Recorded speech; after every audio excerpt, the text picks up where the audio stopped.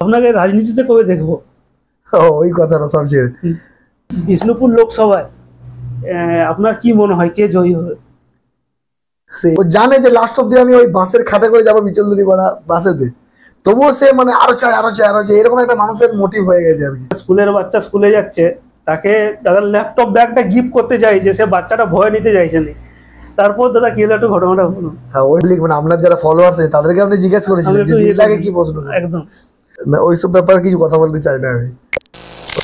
আজ আমি একজন এমন মানুষের কাছে মানে কথা বলার জন্য এসেছি, বাঁকুড়া তথা গোটা পশ্চিমবঙ্গের নয়নের মণি, যার সাথে পরিচয় করে দেওয়ার প্রয়োজন কিছু নেই, কিন্তু আমার দায়িত্ব একজন সঞ্চালক হিসাবে। আমাদের দীরখান দা নিজেকে জনসেবায় মানব সেবায় নিয়োগ করেছেন সারা দিন রাত। আমরা এসেও দেখছিলাম ওনার কাছে কার রক্ত লাগবে সে নিয়ে ফোন আসছিল। যে মানুষটা প্রত্যেকটা মানুষের সুবিধা অসুবিধার কথা ভাবেন, তার ব্যক্তিগত জীবনের নিয়ে আমরা কিছু জানার চেষ্টা করব এবং উনি কিভাবে এই জনসেবায় নিজেকে নিয়োগ করলেন, কার উৎসাহ বা কিভাবে, সেটা একটু জানার চেষ্টা করবো। আর প্রথমে দাদাকে এক্সপ্লোরার সৌরভ দাস ফেসবুক পেজে স্বাগত জানাই। এই জনসেবা করার নেশাটা কিভাবে এলো আপনার মধ্যে? দেখো দাদা, মানে ভালো কাজ করতে গেলে শিখার কিছু নেই। হ্যাঁ অবভিয়াসলি আমি কারোর কাছ থেকে শিখেছি, তবে ভালো কাজ করতে গেলে যে শিখে করতে হবে তার কোনো মানে নেই। খারাপ কাজ হয়তো মানুষ শিখে করতে পারে, কিন্তু ভালো কাজ যে শিখে করতে হবে তার কোনো মানে নেই। এরপরে আমরা মানুষ, মনে হয় যে মানুষের জন্য কিছু করা উচিত। বিভিন্ন দেশের মানুষ যারা নিজেদের দেশে থাকে তাদের দেশকে বিভিন্নভাবে তুলে ধরে, তাদের পাড়াকে তাদের শহরকে বিভিন্নভাবে তুলে ধরে।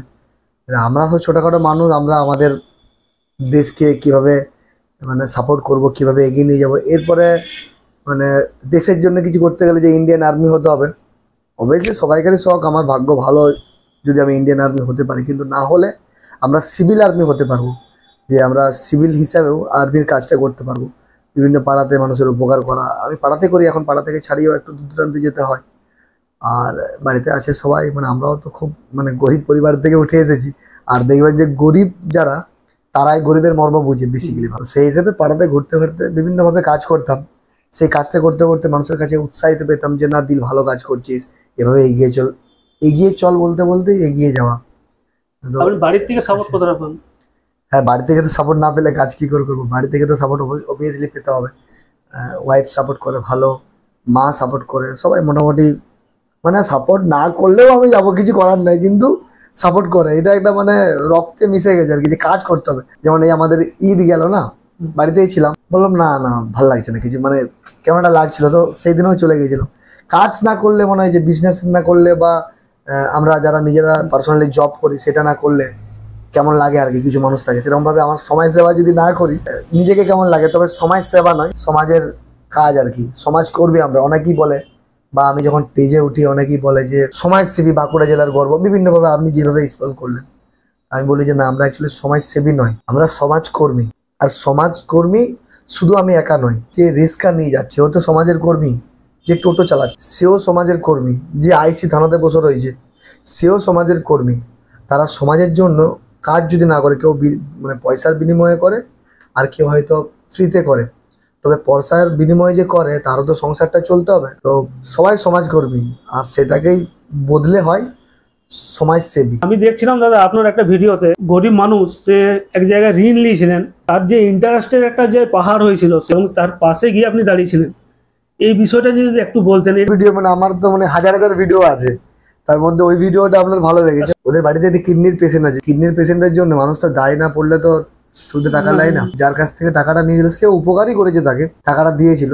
দেওয়ার পরে হ্যাঁ আমি মানলাম যে উপকার করেছিল, পরবর্তীকালে উপকারটা করার পরে ভুলে যাওয়াটা উচিত নয়। তো সেই দিদিটি মানে 40 থেকে 45 হাজার টাকা 10,000 5,000 করে করে নিয়েছে, এবং টাকাটা এমনি ওকে দেয়নি। ওর যে জায়গার যে দলিলটা, এক কাটা জায়গা বাজারের মধ্যে 4-5 লাখ টাকা কাটা, তো সেটা তার কাছে জমা রেখে, দলিল তো নেই মানে জায়গাটা দলিল রেজিস্ট্রি করতে পারেনি, মানে যে পর্চা কাগজ ছিল সেটা রেখে একটু একটু করে টাকা দিয়ে যেত। সেটা 40,000 টাকা বা 45,000 টাকা দেওয়ার পরে সেটা আরও 10,000 টাকা বেশি লিখেছে। ওটা মহিলাটার কথা আর কি, দিদিটার কথা। তো ওটা বলছে সুদ নিয়ে নিয়ে বলছে 1,37,000 টাকায় দাঁড়িয়েছে। তো অলরেডি মানে 40 থেকে 45,000 টাকা উনি নিয়েছিলেন ওর কাছ থেকে, সেটা দাঁড়ে করিয়েছে 1.5 লাখ টাকা দিয়ে। 1,37,000 টাকা তো আপনাকে বিপদে পড়ে দিয়েছে। হ্যাঁ আপনি গরিব মানুষ বলে টাকাটা ওর কাছ থেকে নিয়েছেন, দিতে হবে বলে। আপনি যে গরিব, ও টাকাটা নিয়েছে, যে দিয়েছে সে তো টাকাটা দিয়েছে, তাহলে দুজনেই সমান। মানে ওর দিকটাও দেখতে হবে, এর দিকটাও দেখতে হবে। কিন্তু ওই দিদিটা লোন তুলে তুলে 40,000 টাকা থেকে 30,000 টাকা শোধই করে দিয়েছে, কিন্তু ওইটা উনি লেখেনি লোন তুলে তুলে টাকাটা শোধ করেছে।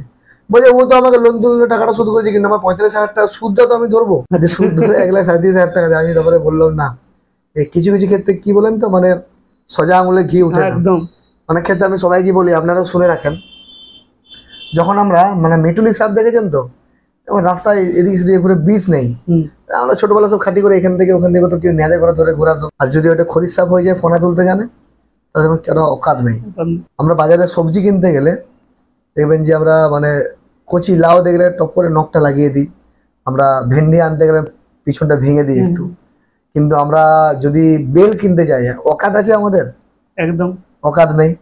আমরা যদি নারকেল কিনতে যাই, আঙুল ঢোকাবার অকাত আছে? নখ লাগাবার অকাত নেই। তখন আমরা মানে বাজিয়ে দেখি আর কি, কিছু করার নেই। তো সেই জন্য আমি সবাইকে বলি যে হ্যাঁ, সিধা সাদা হয়ে বেঁচে থেকো, কিন্তু সবসময় যে সিধা সাদা হয়ে বেঁচে থাকলে যে কাজ হবে, ওটা হবে না। সামান্য মানলেও ফসটা করতে হবে, ফস করতে হবে। তো আমি তারপরে ওকে এইভাবেই বলার পরে ভিডিও করলাম। ভিডিওটা আবার একটা ছোট বাচ্চা ছেলে করেছিল, বুঝতে পারে ভিডিও হচ্ছিল বলে, সেটা দিলাম। আমি ওকে আবার 3,000 টাকা বেশি দিয়ে 15,000 টাকা আমার এখান থেকে দিয়েছিলাম। মানে এখন ভালো আছে, মানে সবজিগুলো বাড়িতে ছিল, ওই অবস্থায় চাবি দিয়ে দিয়েছিল বাড়িটা। আচ্ছা দাদা, আপনি যে দাদাগিরিতে গেছিলেন, বাংলার গর্ব সৌরভ গাঙ্গুলি, তার সঙ্গে আপনি দেখা করেছেন, ওটা আপনিও চাইলে পারেন, মানে যে কেউ পারে আর কি, ওটা যাওয়াটা কোনো ফ্যাক্টর নয়। ভালো কাজ করলে, হ্যাঁ, অনেক মানুষ গিয়ে লাইন দেয় ইন্টারভিউর জন্য, অনেক জায়গাতে তারা লাইন Audition দিয়ে দিতে হয়। অডিশন দিতে যায়। কিন্তু ওরা আমাকে ফোন করেছিল যে এরকম ব্যাপার, আপনি দাদাগিরিতে আসবেন? হ্যাঁ দেখি সেরকম ভাবে। তো যে আমি আবার কলকাতায় গেছিলাম, ওরা সরাসরি ভাবে একদম মানে খেলার সুযোগ করে দিয়েছিল। আমি আমার যে কাজগুলো সেখানে আমি তুলে ধরতে পেরেছিলাম, ওই জায়গাটা একটা আলাদা অনুভূতি, ভালো লেগেছে। যে আপনার সঙ্গে আমি দেখা করতে আসছি, তা কি কোশ্চেন করবো আপনাকে আমরা? ও মানে আপনি পাবলিক, মানে আপনার যারা ফলোয়ার্স আছে তাদেরকে আপনি জিজ্ঞেস আমি করেছিলেন একটু যে ইয়ে দিদিটাকে করবো। কি প্রশ্ন করবো? একদম। আপনাকে রাজনীতিতে কবে দেখবো? ওই কথাটা সব ছেড়ে, না ওইসব ব্যাপারে কিছু কথা বলতে চাই না আমি। ওইসব ব্যাপারে মানে আচ্ছা, ইয়ে করাই ভালো না, ওইসব ব্যাপারে উত্তর কোনো দিতে চাইছি না। বিষ্ণুপুর লোকসভায় আপনার কি মনে হয় কে জয়ী হবে?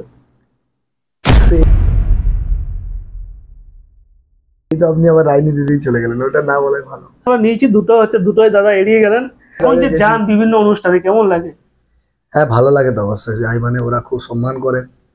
তারপরে অনেক কথা বলতে পারি মাকে বোনাতে, সেখানেতে অনেক মানুষকে বোঝাতে পারি ব্লাড দিলে উপকারিতা কি, সমাজের জন্য কিছু করতে হবে, তো নিজের জন্য যে বাঁচবো সেটাও ঠিক নয়। প্রচুর ভাবে মানুষকে বোঝাতে পারে। সোশ্যাল মিডিয়া একটা আলাদা প্ল্যাটফর্ম, যেখানে মানুষ বাড়িতে বসে রাত 2টার সময়তেও আমাদের কথা শুনতে পারে। সামনে গিয়ে তাকে মাকে বোনে বোঝানো, এবং প্রচুর মানুষ থেকে, যেখানে যে আমাদের ফলোয়ার্স থেকে, বন্ধু থাকে, সহযোদ্ধ থাকে, তারা আসে, ভালো একটা মানে মুভমেন্ট পাই যখন যাই আর কি।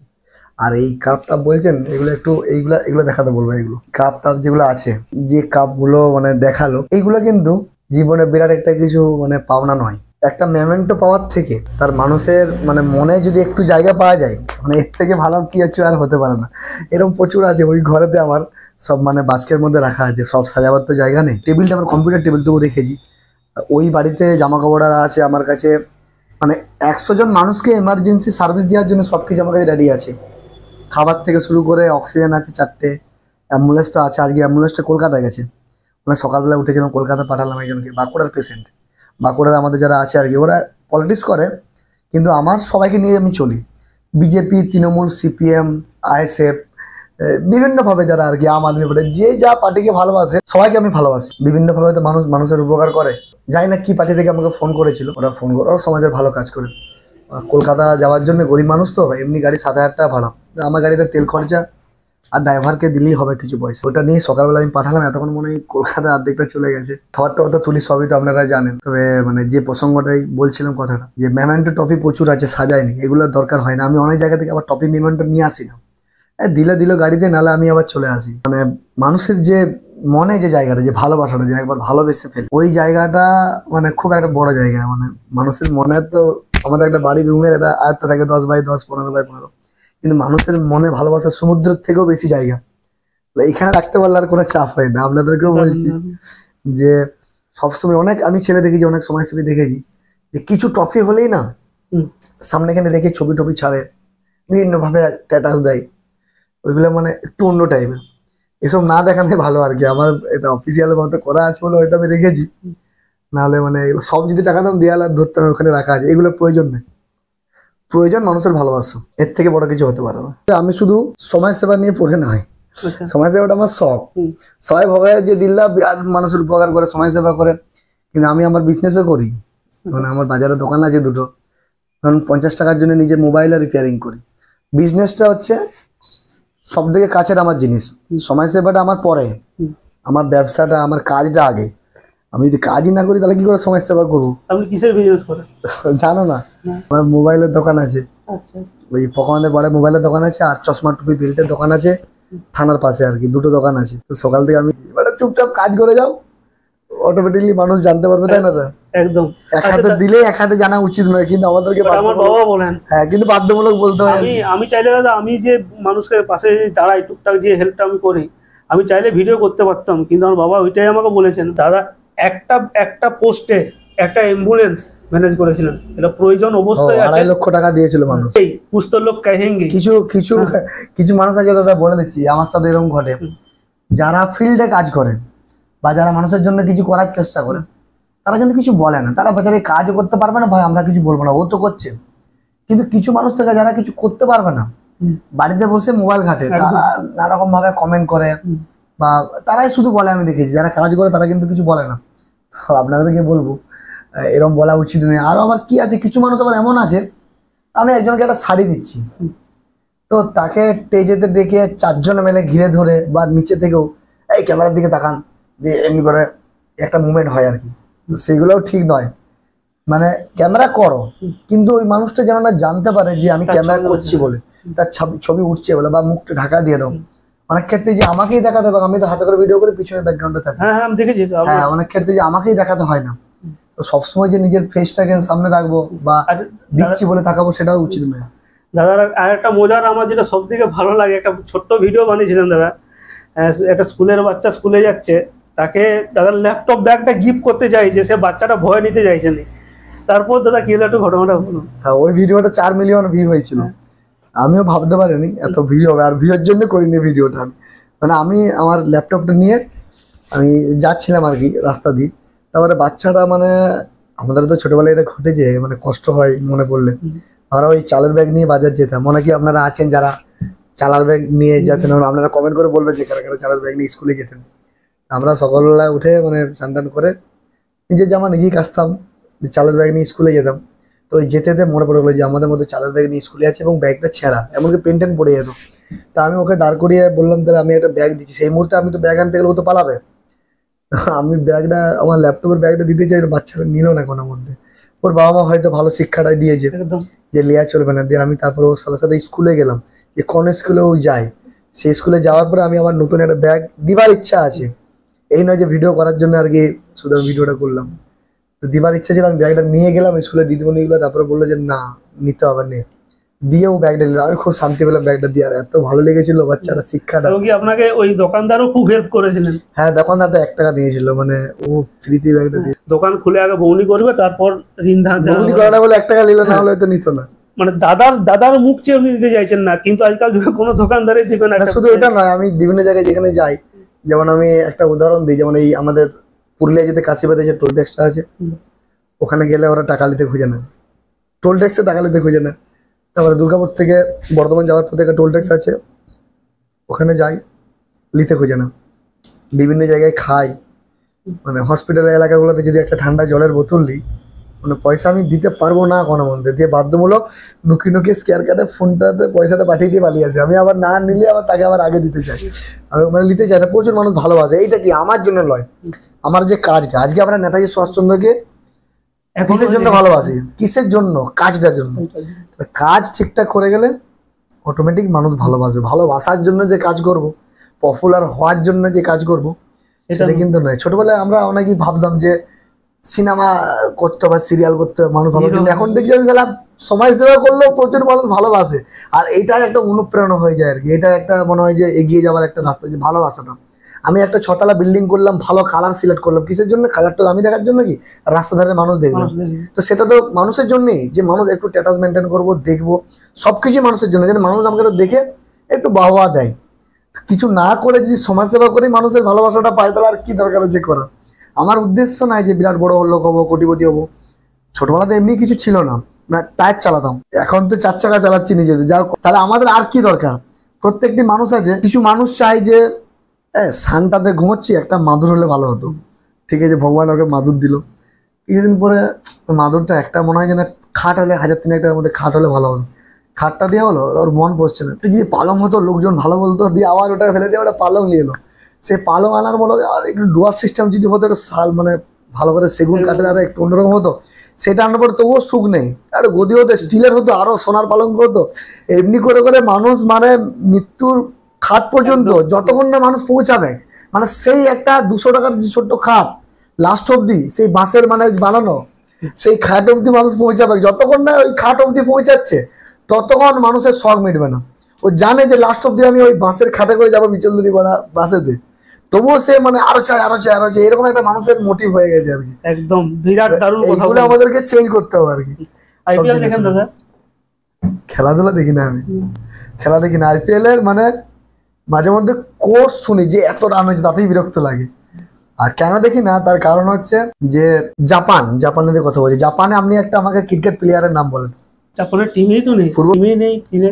কিন্তু চীন আজকে কোথায় দেশের? চীনেতে যদি আমরা একটা ভালো আর্মির নাম বলতে বলে, আমি আশা করছি বলে ইন্ডিয়ান আর্মি বা ভারত যারা দেশের জন্য কিছু করে।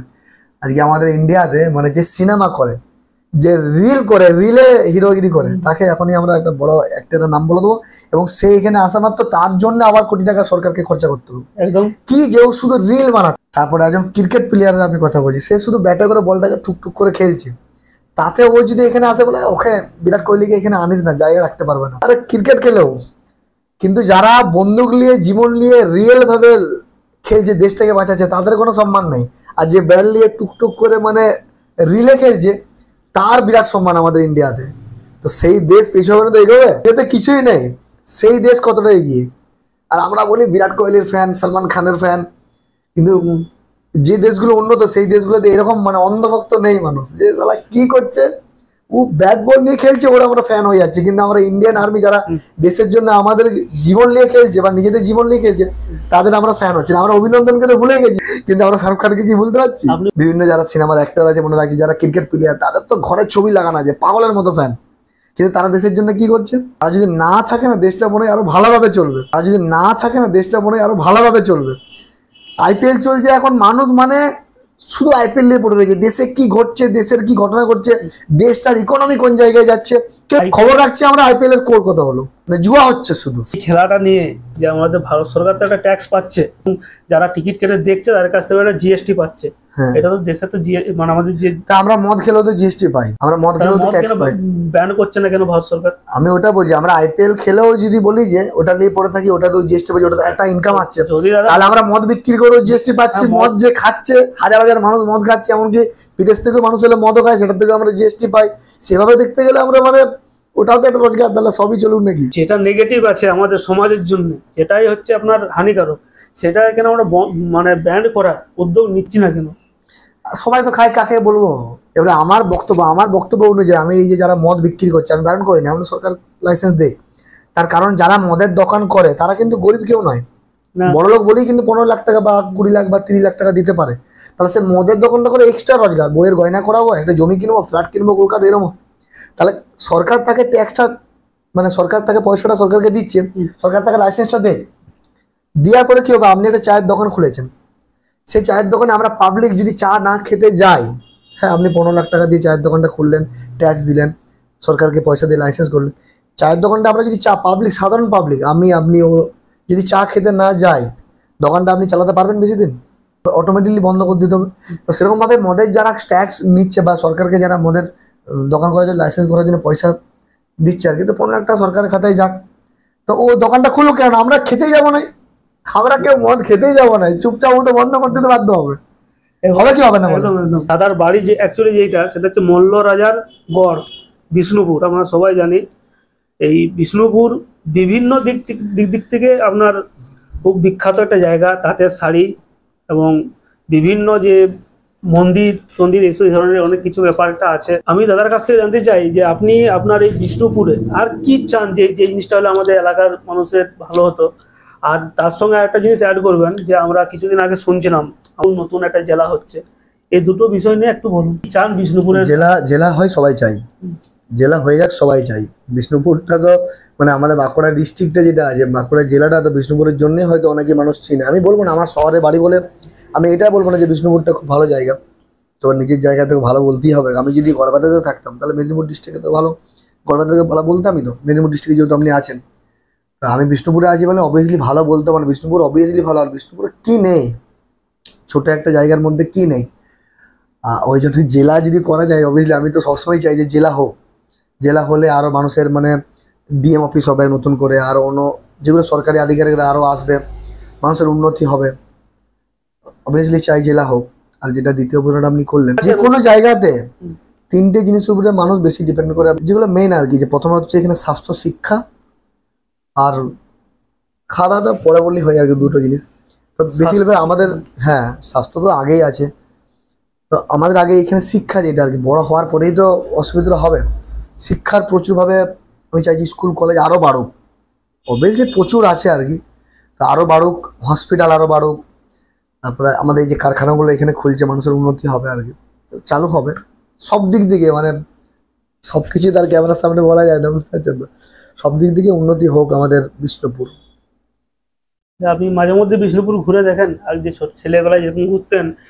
মাঝে মধ্যে আমি তো ঘুরি, তো সবসময় যাই, রাত্রে 2টা 1টার সময় যেতে, কাজের জন্য যেতে বিষ্ণুপুর বাজারে সবসময় আপনার থাকি। আপনার এই মোল্লা রাজার গড়, এই বিষ্ণুপুর, এখানের মধ্যে আপনার সব দিকে কোন জায়গাটা বেশি ভালো লাগে, বারবার যেতে ইচ্ছা করে, দেখার পরও ওটা মনে হয় যে আরো দেখি?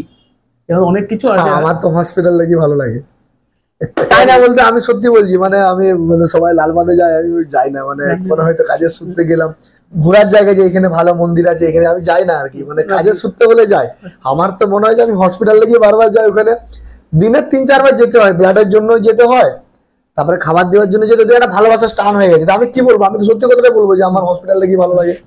যদিও বলা উচিত নয় যে হসপিটাল লেগে ভালো লাগে, কিন্তু ওইখানে যাওয়ার পরে যেভাবে মানুষগুলো থাকে, উপকার করতে পারে। তো যেভাবে মানুষগুলো লাইন দিয়ে খাবারের জন্য দাঁড়িয়ে থাকে, ওখানে খাবার খাওয়ায়, মানে কোথাও খাবার বাড়লো মনে হচ্ছে হসপিটালকে নিয়ে যায়। আর এমন হয়ে গেছে মানে নিয়ে যাওয়ার পরে গাড়ির হুটার বাজালে সব মানুষ লাইনে দাঁড়িয়ে যায়। ওই জন্য আমি সরাসরি বললাম যে হসপিটাল লেগে ভালো লাগে।